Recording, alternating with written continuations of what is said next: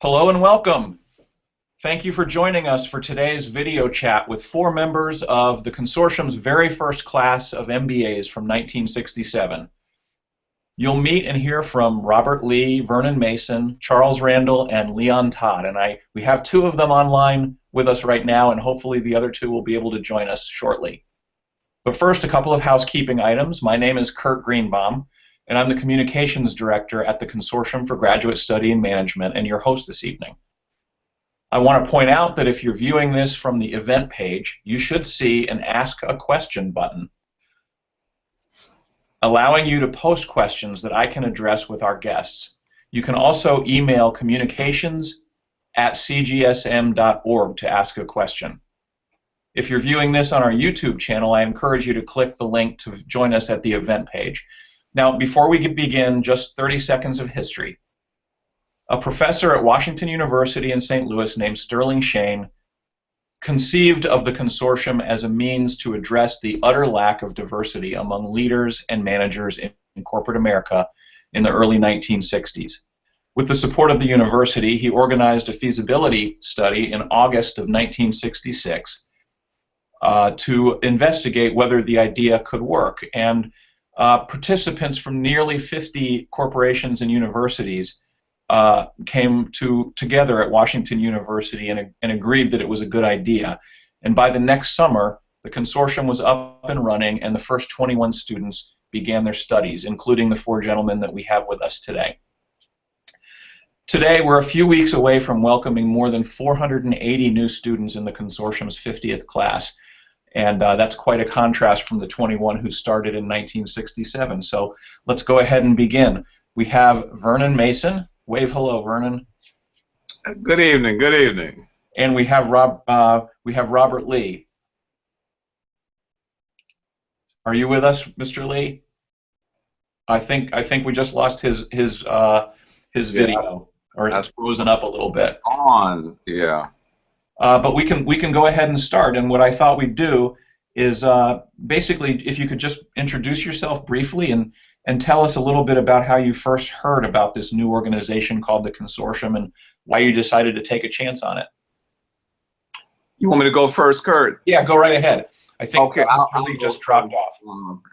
Let me, if I may, for our audience and also for the program, just begin by saying 3 things. One, the political situation both here in the U.S. and internationally in 1967 and 1966, and also I want to talk personally and professionally. In 1966, actually 1963. Let me begin with 1963. There was the famous March on Washington, the speech given by Dr. King, the I Have a Dream speech. Also that same year, 4 little girls in Birmingham, Alabama were murdered while attending Sunday school, about 2 or 3 weeks after that speech. That same year, in November, President John Kennedy was assassinated. 1964, the Civil Rights Act. 1965, the Voting Rights Act. Watts, major rebellion, as in Los Angeles in 1965. And with all of this unrest and the backdrop of the Vietnam War, Dr. Shane, and I think both in terms of insight and foresight, conceived of an idea to attempt to do something that had not been done in the business community, and we call it diversity now. What we had been discussing and what happened when they came to interview us at Morehouse, they talked about trying to change the landscape of the business community, where there were virtually at that point no black men in management positions, and that's what excited me about just hearing the vision of a professor at Washington University who was both addressing the social and the political aspects of what was going on in America at that time. When they presented that vision, what they were trying to do. It was just extremely exciting. That was in 1966. On a personal note, my wife-to-be and I were engaged at the time. She was at Spelman College. I was at Morehouse. And when I got that telegram indicating that I had been accepted to the consortium, it was just tears of joy. That was my senior year at Morehouse. I graduated on May 30th, 1967, got married that afternoon. My wife graduated the day before on May 29th. So the consortium, in a very real, concrete way, basically was the foundation for what I have done since that time, and also on a very, very personal note, was the foundation for my marriage, and we'll celebrate our 49th anniversary this month. That's fantastic. That's fantastic. Thank you very much. So we've been joined by Charles Randall and by Leon Todd. Oh, good evening, good evening, good evening. How are you? Good evening, good evening, good evening back at you. So, Mr. Randall, what we've been asking was, how did you first find out about the consortium, and what made you decide to take a chance on it? And then I'll ask the same question to Mr. Todd. Well, one of the counselors at Morgan State College at the time indicated that there was an opportunity to go on to grad school for a MBA. I was a student at Morgan and the student brigade commander, getting ready to go into active duty and to serve in Vietnam. She indicated that it would be an opportunity to pursue something that would be, groundbreaking. I had applied to the University of Pennsylvania for to pursue a master's degree in people. I guess it was in urban planning at the time, and I was told that I would have to wait a year before I could get into the program. Well, that would mean I would have to go on active duty and would probably end up in Vietnam. So I took a serious look at this program and indeed saw that it was an opportunity to do something that I had never thought about, and that is going into a business career. And so it was something that came to life as an opportunity, a one-time opportunity, which I'm so pleased that I did take advantage of and meet such guys like the young man that you have who was speaking when I first came on, and the many of us who were in that first group. So it was really a privilege, an opportunity which I'm so pleased and thankful to the Lord that I had. Great, thank you very much. How about you, Mr. Todd? How did you first find out about the consortium, and why did you decide to take a chance on this? I was what they called a walk-on. I did not go to the summer program, and for many, many years, I bet you even decades, the program was out of sync. The summer totals didn't add up because I had joined First Wisconsin Bank as an assistant credit manager, and they told me that I'd have to go get some credits in business. I was just what they wanted, a liberal arts student, but I wasn't prepared for business. So I went over to the university in Madison, Wisconsin, and I applied as a special student. And I had a pretty good first semester, taking accounting and so forth. And they said, well, why don't you come over and get an MBA? And of course, I scratched my head and said, an MB what? Because I was totally disoriented to business. They didn't offer great opportunities back in those days. So I was invited by Professor Roy Tuttle, and I came on as a special student and then formally entered the program the next year. Great. We do have a question from one of the people that's viewing the Hangout with us. And I just want to remind everybody that if they're viewing, they can click on the Ask a Question button, and we'd love to get questions from viewers to pose to these gentlemen. You can also email communications@cgsm.org if you have a question. So I'm going to take a guess. Bob Lee? Sorry? Did we lose Bob Lee? We did, and I've been texting with him. He's trying to get back in. Oh, okay. Rose up. So thank you. Yeah. I'm going to take a guess that these initials K. Scott are for Kelly Scott, who is from University of Southern California, and she's asking, how were you accepted at your prospective universities, and did your classmates know that you were part of the consortium? Why don't we go ahead and start with you, Mr. Mason? Let me start out in terms of Indiana University. Indiana University, just in terms of diversity, was the founding chapter of my fraternity, Kappa Alpha Psi, and that goes back to January 1911. Just wanted to put that in context in terms of Indiana. My opinion in terms of how we were accepted, number one, Indiana University highlighted the program. They talked about and promoted the consortium just in a fantastic way, both in what they did with us and also what they did with the general student body. We jumped right into it.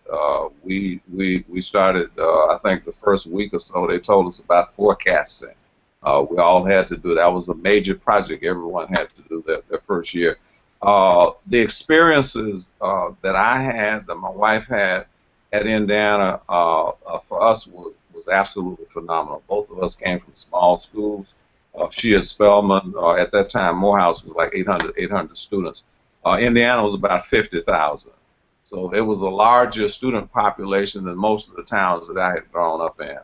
But I felt that the professors, the students, just generally, it was a very, very positive experience at Indiana University. And as it turns out, 3 of you went to Indiana. Mr. Todd, you went to Wisconsin, and the other 3 of you went to Indiana. Let's welcome Mr. Randall, who's come back to join us. Thank you very much for being persistent. No, it was Bob Lee. Oh, Bob I'm sorry. Lee. Mr. Lee, I apologize. Welcome back. So the question we've been answering right now is from one of our viewers asking how you were accepted at the university when you got there and whether your classmates knew you were part of the consortium. Yes. I think it was pretty much obvious and known that we were part of the consortium because there wasn't a great diversity in the MBA program, and all 7 of us hit the campus at the same time. So I think the word got out that who we were. And by the way, this is a birthday boy tonight. He's joining us on his birthday, so thank you. Happy birthday, Bob. Happy birthday. Thank you. All right, and so let's have Mr. Todd talk a little bit about this, since you went to a different university. You were at Wisconsin, right? Yes. No one knew what kind of financial backing each of the students were getting. I don't think I saw in the graduate business school program, I don't think I saw in the same class any of my consortium students. We met very irregularly. There was no getting the word out. I was just one of the major student bodies, one of the major student components. Okay. If I may, Kurt, sure. I have to join both Bob and Vernon in saying the reception at Indiana was excellent. I think it was a wonderful experience, but I did have a little shock when I got there, when I learned 2 things. One, it was Bloomington had been the founding site of the Ku Klux Klan, and the Ku Klux Klan had, I guess you'd say, celebrations during the year where they paraded quite openly, and I didn't know quite how to take that at the time. And then secondly, when I found out that the year that we came to Indiana was the first year that the student union was kind of desegregated, meaning there was two separate areas for people of color and others.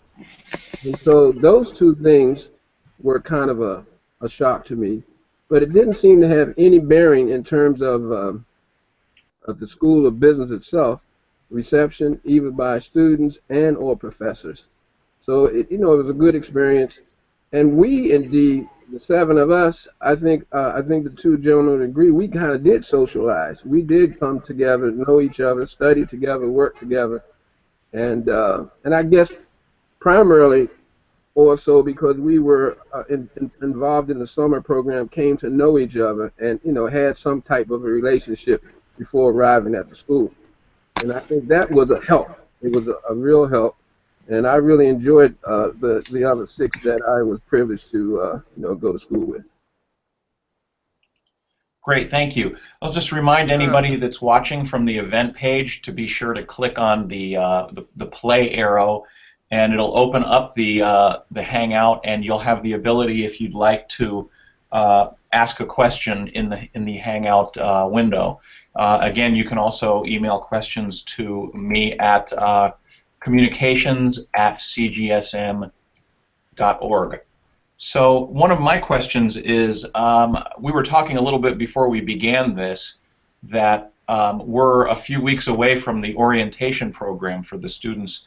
I think I mentioned at the beginning here that we have more than 480 students who will be starting their MBA, and you were part of a class of 21. Likewise, our orientation program is a very intensive, very busy 5 days, and yours was an 8-week-long summer program. Who would like to tell us a little bit about why that was important to you, and how was it worthwhile? What was that like, and what sort of things did you do when you weren't involved in studies during the OP there, the orientation? If I can pick up on what Charles said earlier, sure. In terms of us being together that summer, as I said, my wife and I had just gotten married, so this was literally the day after our marriage, we flew to St. Louis.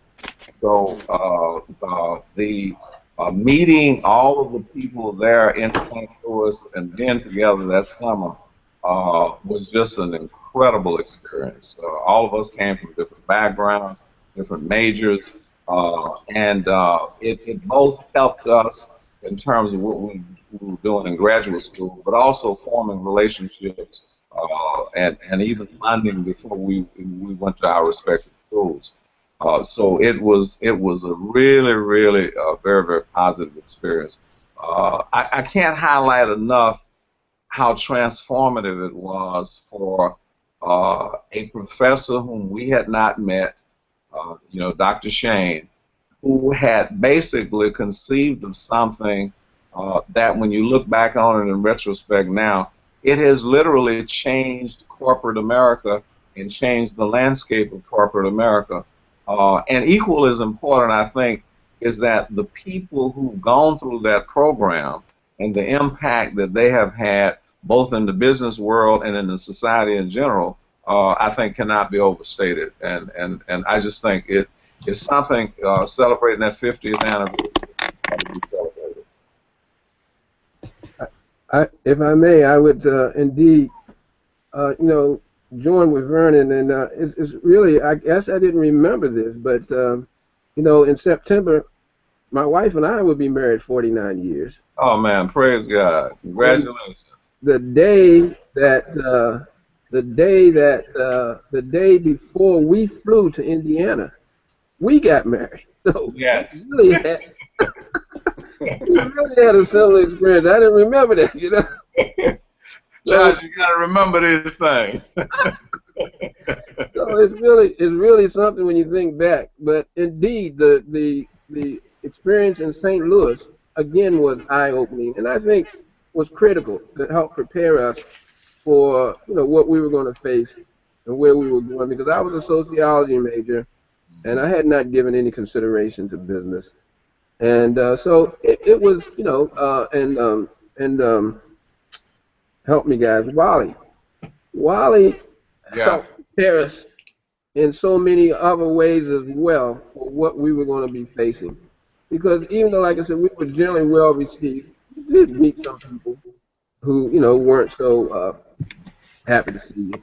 So I thought it was an excellent concept, and that summer was to me paramount to and I believe all of our ultimately succeeding successfully in the program. Just one footnote, and I would amen everything that's been said. You mentioned Wally Jones. Yeah. He was very key, along with the others who were there, Panchar and Dr. Shane, in terms of getting us ready. Because my undergraduate background was at Tennessee State, and it was a smaller school, 5,000 or 6,000 students. And although I was a business major, once we got together there, we bonded as a group. But then, too, Wally Jones and the other professors kind of tried to, in a very intensive way, bring us online in terms of what we were going to face in the graduate program. Kind of help spiff off our math background, even from the point of view of communications. Because, I mean, it was key that we need to be open, we need to communicate, we need to bond at the various universities where we were to matriculate. So it was a good experience. And Kurt, you asked about the after school hours. Well, I wasn't married. I was a bachelor and new to St. Louis. So I and a couple of other guys on the weekend, we would get on the bus and we would head down to the baseball field and watch the baseball team, or we would go into the city. And but it was a good experience. It was just a very good experience. And I know, Mr. Todd, you said you were a walk-on, so you didn't get to have that experience. I did not, and in many ways I missed the camaraderie. Life was a lot different in those days. Jim Crow was very prevalent in business as elsewhere in society, and those lines were drawn socially. When I thought about business, I thought about maybe being a barber and a funeral director as something that attended to the black community. I didn't think about big business, and I didn't think about having a career in big business because it just wasn't there. This was the first, as I said, when I was offered the opportunity for an MBA, I said an MB what? Because it was something that I never even imagined. So let's talk about that for a minute, and we could stay with you, Mr. Todd. What did you tell us a little bit about your career? What are some of the highlights? And I became director of sales and marketing for a company. I wasn't in sales and marketing. I was in finance from an academic standpoint when I got my degree at Wisconsin. I enjoyed the opportunity for sales and marketing. It was a totally different experience for me, and especially to have a lot of people reporting to me and getting into motivation and particularly sales motivation. I enjoyed that aspect of business. How about Mr. Randall? Tell us a little bit about your career after you got your MBA. Well, my concentration was marketing, but I did take a couple of courses in finance. And amazingly, I joined IBM, and I worked for IBM, between the summer, in between the 2 year, first and second year. IBM hired me in finance, product pricing. And of course, I never, but that was my career. I worked in finance almost my entire career with IBM, And I also ended up in college recruiting in the HR department, and with an emphasis on recruiting minority students, which I enjoyed immensely as well. But I also got into software development, where we went out to other individuals or entities and hired them to produce software for IBM. And the highlight of that opportunity in my career in software development was to represent IBM in Australia. And I went to all kinds of companies, large and small. I got entertained in boardrooms by directors and all that kind of good stuff, representing IBM. And it was really an awesome opportunity, which I enjoy and think about even to this moment. So IBM was excellent opportunity. I enjoyed the recruiting, and actually right now I'm teaching and 4-year-olds in preschool. I'm retired from IBM, etc. And in the midst of that recruiting, I found out that minority individuals, or any student really, who in college had a very difficult time, it was really too late to help them. And IBM allowed me to go back to high school, go back to junior high. I went back to elementary school. And I said the place where you really had to get the kids to really help them was in the preschool as early as you could. And so in my retirement years, I'm back in college. I have one class left. I'm getting my preschool 3rd grade certification. This is my first year of teaching preschoolers, and I teach 3- and 4-year-olds because I wanted to give our kids an opportunity early on to have, and I love the theme. They said what we're teaching them to do, we're teaching them how to learn, more so than worrying about them knowing 1 + 1. Teaching them how to learn is much more critical, because if they know how, no matter what they face, they'll be able to go forward. So IBM, opened my eyes to a bunch of things that I really am pleased and enjoyed. And one last thing I did when I initially retired from IBM, I went into and started an organization to provide homes for individuals with developmental disabilities, and that was awesome and how should I say, rewarding opportunity as well, and that I thank God for. Thank you very much. Thank you. How about you, Mr. Mason? Can you tell us a little bit about your career and maybe a highlight or two, some of what you've done since you got your MBA? Sure, and Charles, that was really inspiring to hear what you have done and what you're doing now. I basically, and again, the consortium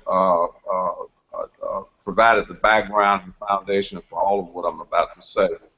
I've had 2 careers. I've had a career in civil rights law for 23 years, and then after that, a calling to ministry for the last 21 years. When I graduated from Indiana University with the MBA from the consortium, it is my considered opinion the reason, one of the main reasons that I was accepted to Columbia Law School was because of the graduate work that I had done in Indiana. And after graduating from Indiana, when I went to law school, the consortium also inspired me to concentrate in corporations and taxation, which was my major in law school. When I graduated, one of the things that I was able to do, again because of that background in Indiana and with the consortium, I became managing partner in a law firm, a sole proprietor of my own firm, and did that from 1972 to 1995.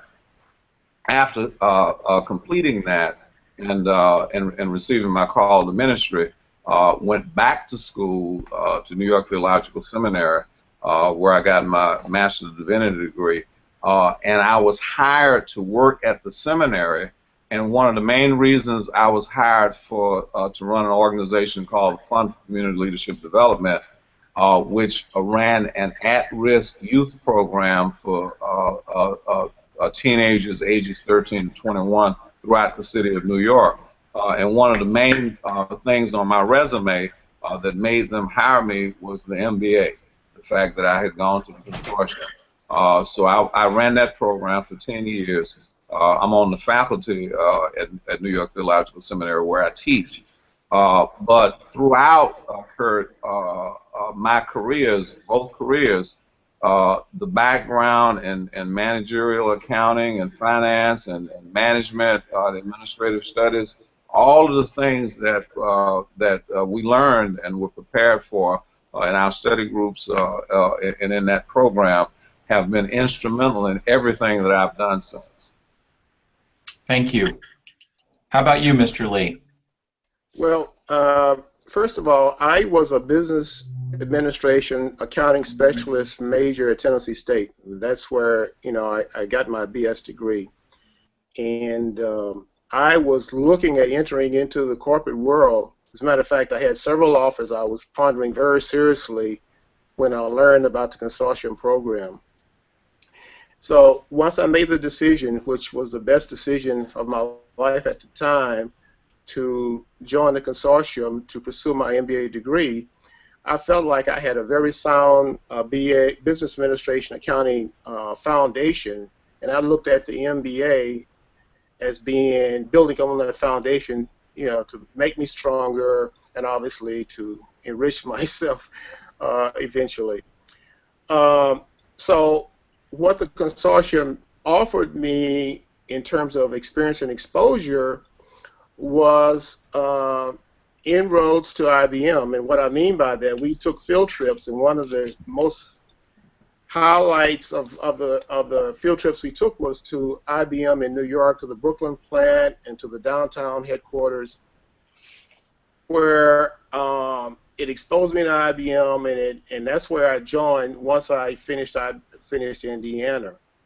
And I joined IBM in 1970, and I started in product accounting, and I worked my way through into the development lab into financial services, and I felt like I didn't want to be an accountant. That's one thing that the Consortium helped me to kind of focus on. I was looking mostly as accounting as my background, and that's what I wanted to focus on, and getting a CPA. And then once I went through the Consortium and through the MBA program, I decided finance was better for me, and that's what I felt like I wanted to do. So I worked in IBM, starting in product accounting, into the development lab in financial services, 6 years or so in the New York area, came to Austin into the development lab, and the confidence I had from the Consortium program led me, and I strongly feel like this today, that if there was a problem, it could be solved. And that's one thing that I did gain from the Consortium program. You know, there are theories, there are methods, there are methodologies, but then the confidence I had in myself was only enriched by the Consortium program. So in IBM, I worked in the development lab as a financial person. I ended up in product pricing toward the latter years of my career. And by the way, I retired with IBM from 1970 to 2009, so roughly 39 years with IBM. And I had a very rewarding career with IBM, but that career was based upon the Consortium and the MBA. And the things I learned there and the confidence that I gained. And like I said, the ultimate feeling was that if there was a problem, I could solve it by some means. You know, if I didn't know it, I knew I could go find it, or I could find someone else who could help me solve the problem. So 39 years with IBM was great. And I did have opportunities during those 39 years to leave IBM, but I was having a lot of fun there, and it was rewarding. So that's what has happened over that period of time. That's great. Thank you very much. So we do have another question from a viewer, and it's a little ties in a little bit to what you all have just been talking about. This is from Elena Geralt, and her question, she first says, "Thank you for your time," as I thank you as well. How was the recruiting and hiring process after you graduated with your MBA? I think she's looking to hear more about how sought after were you by companies? What was the recruiting process like and the hiring process to bring you on board when you got hired? For me, it was very aggressive. I had multiple offers coming out of Tennessee State. Like I said, I had a very strong educational background in Tennessee State, and like I said, the consortium and the MBA program only just built up on top of that. So it was one of trying to decide in which direction did I want to go and what really did I want to do, and I knew my main focus also was the fact that I decided I wanted to go to New York. I'm originally from Texas, and I had been migrating north from Texas to Tennessee to Indiana. So I had been to New York before, and I just said, I will return to New York. So that's what IBM offered me. But to answer the question, the consortium and the MBA program made me a better candidate for jobs. Who else wants to field that one? Well, I'll entertain that one. I think it was paramount that I love the summer between the first and second year when you had the opportunity to go to a company and work. That experience kind of made my choice quite easy when graduation came. Yes, a lot of different entities and companies talked to you, were interested in pursuing you, but I kind of made up my mind on IBM, and IBM kind of made up their mind on me doing that summer program. And as Bob said, in my case, it was at 590 Madison Avenue, middle of Manhattan, the business capital of the world, close to Central Park. I used to take walks during lunchtime out in the Central Park, get with the folks. So it was really, it was great. And yes, you were quite sought after. And I know that as a result of that experience, when I became a recruiter for IBM, I encouraged so many students not to worry about graduating. Now I'm talking about undergraduate students, not to worry about graduating in 4 years, but to pursue internships, because there were opportunities to learn about companies and also to market yourself to companies. And so it really, yes, you were greatly sought after, and it was very beneficial. Hey, Charles, you mentioned the internships. I would strongly suggest and recommend to the students today to definitely partake of internships. I had one with a consortium company my first summer, and it was with Cummins Engine, which was in Columbus, Indiana. And, for me as a single person going to Columbus, Indiana, and Mason, Vernon and his wife and family was there. It wasn't the best place for a bachelor, but anyway, it was a great experience. I learned a lot. And then the second summer, I interned with Pfizer in New York. So, but, again, having the MBA, being in the MBA program, and the assumption was that you were learning and that you could benefit the companies that you were going to work with for the summer was a bonus. Absolutely. And also it gives you, if I may, it gives you an opportunity to see if the company that you are considering is a good fit for you, because that was very important as well. The company cultures and all that kind of thing. And not to mention any particular company by name, but I found, as a result of one of those visits, that a particular company that was interested in me, I didn't think I would be such a good fit in that company. So it's it's an excellent opportunity to make sure that it's a place that you will, fit as well.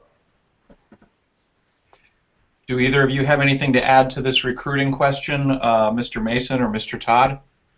Kurt, let me just add this. I would strongly encourage all of the students who are in the program now to pursue those internships. And if they have an opportunity to do them both summers, absolutely do that. When we were in the program, I don't know how the consortium is handling this now. We were assured of an internship. I mean, it was not something that was was hit or miss, we were guaranteed that we would have it. Matter of fact, we had choices of where we were to go. And as Bob said, both of us were at Cummins Engine Company. Fascinating experience in terms of learning what they do, and also the foundation that they ran in Columbus at that time. And what I would say in terms of both the student population now, the 400 plus, absolutely do those internships.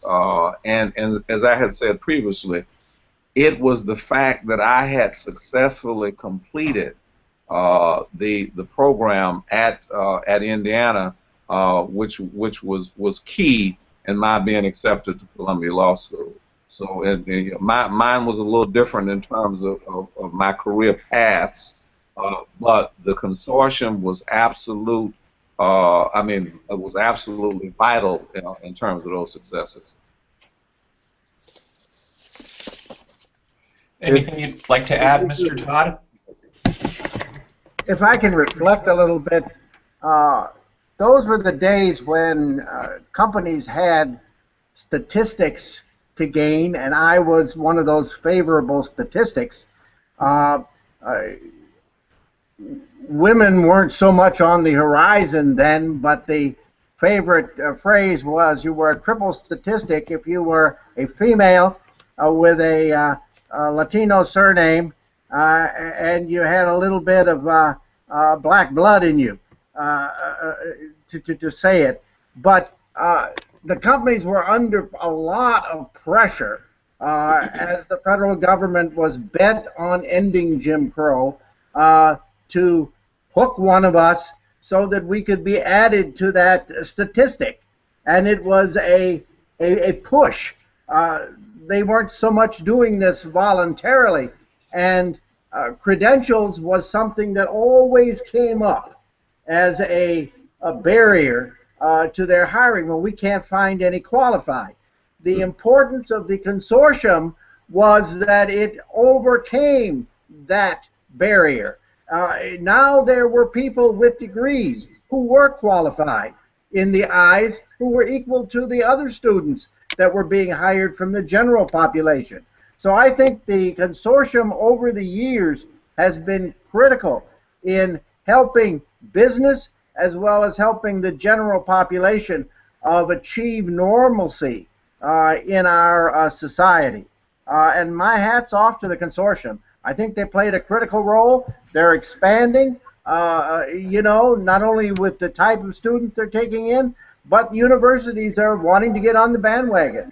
It's a wonderful thing and critical for society. And Kurt, can I add just one last thing? Of course. When I was recruiting for IBM, and I shared that with the students, they really did benefit. I'll give you an example. We, as an example, hired a young person, brand spanking new undergraduate graduate, and hired them at that time for $45,000, as opposed to other students we hired for maybe about between 25 and 30, because of the internship experiences. She had had 3 or 4 of those internship experiences, and it was considered business experience, and put her in light as being ready to come in and make a contribution. So it really does work, and it really does add to the value, perceived value of a new employee. Kurt, can I just mention a point now, again, in terms of some history? In 1967, when we graduated, when this program started in terms of Washington University, the starting salary for government workers as a GS5 was $5,000. I just want to put that in perspective because sometimes, we forget and we don't remember. That'll bring smiles to all of our faces. But the starting salary for a government worker, a GS5, I remember this. One of the reasons I remember this is because that was one of the job offers I had before the consortium. It was $5,000. Well, I can tell you that the students who get to the orientation program these days, I can't say that they're guaranteed an internship, but I know that they're out there aggressively communicating with the employers, and the employers are very aggressive about reaching out and trying to identify candidates that they're interested in, and many of the students do indeed leave OP or with an internship offer or get one very shortly after that. So before they've even set foot in their MBA classroom, they already know what they're going to be doing the following summer because they're highly qualified, and because I imagine it's also because the consortium has a reputation for recruiting qualified, well-prepared people. So I thought I'd sort of segue a little bit into a point that you all were raising here about how the climate for diversity, maybe how you've seen that change over the last 5 decades since you started. Mr. Todd, you were talking about how it wasn't as though the companies were checking a box when they hired you, because you all were very prepared and you all came out of your MBA programs ready. So did you feel like that was the case for a lot of people? Did you feel, and have you felt like the climate for diverse employment has changed much in the right direction in the last 5 decades? It's been slow, but I think it's moving in the right direction. I think the programs like the consortium that, as long as you guys are around feeding the pipeline, it's a wonderful link to have between industry and the university. Has the climate changed? Yes. It's more subtle, but I didn't think we'd be as far as we are today. When I started out, Jim Crow was a real serious wall or curtain, and climbing the Jim Crow curtain took a few hurdles, and we didn't have the social links that families have today. My family wasn't moving. We had our own fraternities, our own sororities, so things weren't, they didn't have the bridges. It's changed. The bridges are out there now. You can more easily make your way, but yes, the consortium is still, in my view, a critical link to stepping on the stage of the business world. Would anybody else like to take a crack at that question? Well, I can tell you this, Kurt. When I ended up, I guess, I forget how many years down the line, and I started recruiting for IBM, and part of it was, indeed, I was in a little town, unlike Bob, I was in a little town of Kingston, New York. I started off in New York City, but I ended up in Kingston, New York. And that little town was not very diverse. And the IBM plant there, it primarily was a plant, manufacturing plant, was not very diverse. And the management team there was interested in diversifying the facility. And that's how I ended up with my opportunity. After serving, like I said, I was a finance guy. I did product pricing, product planning, a variety of items, and then I ended up in the, like I said, in the software development there in that facility. Well, they said, hey, Charles, why don't you help us out and help us to become more diverse? And I met all kinds of attitudes there that were not quite ready to receive a diversity of employees. And the real blessing there was that management indeed meant what they said. And so management put in the necessary encouragement to see to it that individuals that we that I met out there and that I recommended to my facility actually had an opportunity, one, to come to the facility, two, to have a fair shake in terms of interviews, et cetera, et cetera. And we were quite successful in diversifying that facility. And as it became diversified, it was more open. Attitudes of management, white management there, changed, and to the point where we didn't have to put the emphasis there. They wanted more. Where do you get those students from? Bring some more in, et cetera, et cetera. So it became a much different place. And the whole valley, the whole Hudson Valley, mid-Hudson Valley of IBM, which included Poughkeepsie, where the mainframes were built, began to diversify as a result. And I did some recruiting for them as well. And but it took time, as Leon said, and I believe today, with all that we feel like we've seen happen, unfortunately, we still need to have that emphasis, that push, that encouragement, and the effort to find and give opportunities to minority individuals. Kirk, can I add to that? Can I add to that? Sure, of course. Let me just say this. One, I don't want to neglect not thanking Carly Marks for setting up all of this, so I'm able to do this video chat, and you, Kurt, for facilitating this. This is specifically to the consortium and to all of the colleges and universities who are participating in this program. This is my rear view mirror view, reflecting on this in terms of 50 years. I think that this is one of the most important programs in the country. I truly believe that with the influence that the colleges and universities, this started out with three universities, Indiana, Washington U, and University of Wisconsin. And it's now, I believe you told me, 18 throughout the country. Those universities and colleges, those business graduate schools, the thousands of companies who have employed graduates of the consortium, it is my view that for all of us, in terms of our own legacy with this in 1967, that the consortium is in a position and should project itself and should be so received as one of the most important programs nationally in the country.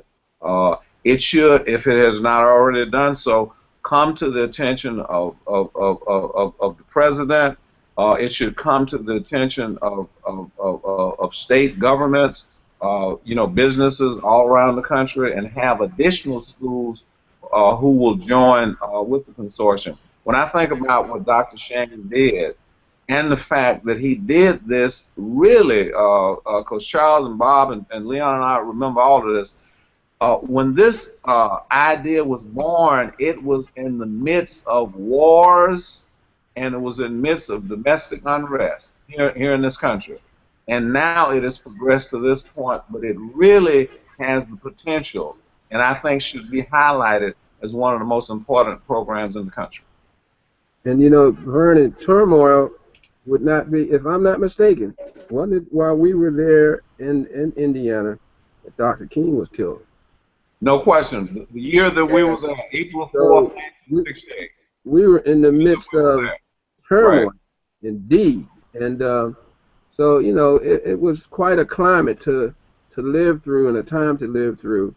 And the experience, I think, not only for us, but for those who we came in contact with, was very revealing and very necessary in order to help any going forward that was going to happen, from that point, especially that event and other things that were occurring.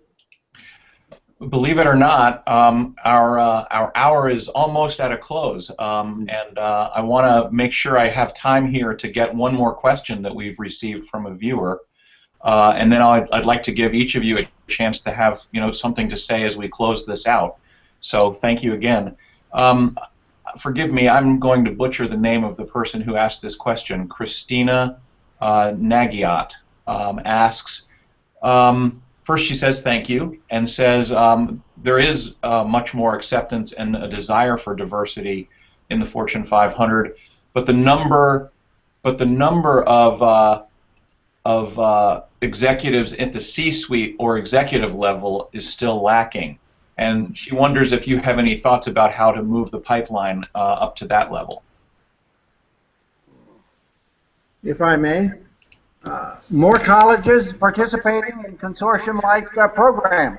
You absolutely are the young lady, I believe it was, hit the nail on the head. There is still a big need, regardless of how we feel about the success of the consortium and what we had to overcome, what we did. We were in some struggling times, but the need to spiral out into more universities, more companies, you need a sales effort. The consortium needs a sales effort. You got to toot your own horn and sell yourself. You've been tremendously successful. And I say that from the bottom of my heart. I wouldn't have been where I was in either knowledge, personal life, personal growth, everything. But I want to say to all the guys who came through, because we had to do our thing too in getting through college in a time that wasn't so easy to even socially accept that we could get through college. But I want to say, hey, keep up the good work, and if I can in any way help you do what you need to do in expanding the program, I'm there. Thank you. I would just encourage the questioner. You're just going to have to go tooth and nail at it because I was involved in a program in IBM where they, not just me, but where they evaluate candidates. They feel like, how far they were going into the corporation. And it was quite an intensive, I think we were there for a week. And out of that, they make decisions. And obviously, I didn't make it to the top. They didn't put me in the CEO position. But you can. You're just going to have to fight through it because there is going to be resistance even to this day. And all you can do is do the best that you can. Find out within your company. One manager of mine told me, you can only go so far on your abilities. After that, relationships, who you know what kinds of things individuals come in contact have a lot to do with it. So, diversify. Indeed, meet, greet, and as Leon just said, in essence, sell yourself to a lot of different people, especially those that you work for or who are in the higher line that can actually pull you along as they go up. I'd like to give Mr. Lee the last word on this question before we wrap it up. Okay, thanks. The one word that wasn't mentioned, which I had made a note to say, was mentorship. And as Charles just said, it's who you know. You build that on top of what you know. Same thing with Todd. And as you go through the system meaning wherever you're working or wherever you're employed, you want to interact with people who can help you, not just from a personal standpoint, but you can help them also. So mentorship is key. That was one thing I was going to suggest that the students consider. Even in university, but once you get out in the real world, meet the people who you can help and who can help you, and that will help you to go forward quicker. It may help accelerate you to the boardroom or to the executive suite. Okay, so we are basically on borrowed time now. We're 1 minute away from our hour, but I wonder if I could just go around the horn here and ask each of you if you have anything that you'd like to close with. An anecdote about your time with the consortium, or some words of wisdom you'd like to share, anything like that. Mr. Mason? And again, if we can just sort of quickly go around the horn here, I'd sure appreciate it. Okay, I'll be very quick. I wanted to join into what everyone has said, especially Leon. Whatever the consortium would need us to do going forward in terms of really helping to project this, as I said, in my mind, is one of the most important programs in the country. I would be absolutely willing to do. So I enjoyed this. Everybody looks good. Nobody looks like 50 years has passed. And we got energy, Kurt. We're ready, willing, and able to help the consortium do and to go into the future. I think that what it has done in the last 50 years is tremendous, and the future is even brighter. Amen. How about you, Mr. Randall? I say amen to what Mr. Mason said, and I would say, young people, just get in there, give it your all, because it's the best. You're the best, and you're going to do all right. Thank you. Mr. Todd? I want to encourage the consortium, utilize us a lot more than you have in the past. I should receive these calls from you on a annual basis, no less, with some ideas about how I can help you, even at my age now. The color curtain is still there. The poverty curtain is still there as the graduate program increases in its ground rules for who it accepts. But hey, make me participate. Don't even ask me. Have a program for me to twist my arm to get into. You won't have to twist too hard. Wonderful. Thank you. And we'll give you the last word here before I wrap it up, Mr. Lee. All right, thank you. I hate to use that word amen, but yes, I totally agree with what has been said. Amen is a good word. Just want to shout out a thanks to you, Kurt, to the consortium, also to the Ford Foundation, which was there in the beginning, and all the corporations who participated along the way. Wow. We talk about diversity.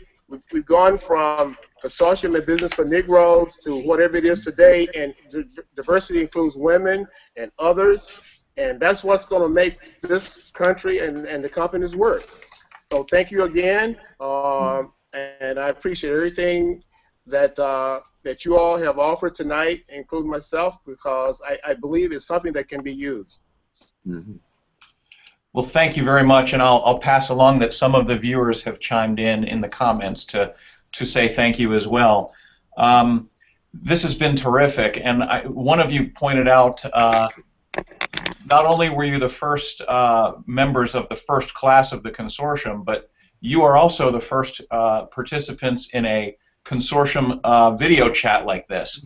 So I think that's another little milestone for all of you. Thank you very much. We do have to wrap up the discussion at this point, but before I do, I just wanted to share a few quick notes. First, the video of this conversation will be on the consortium's YouTube channel.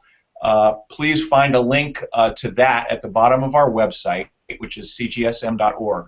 We'll also have shorter excerpts available at some point soon.